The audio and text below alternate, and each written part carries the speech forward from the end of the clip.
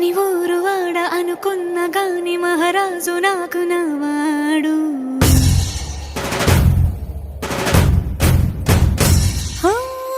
మాట పెడుసైనా మనసులో వెన్న రాయిలా ఉన్నవాడిలోన దేవుడెవరికి తెలుసును నాకన్నా.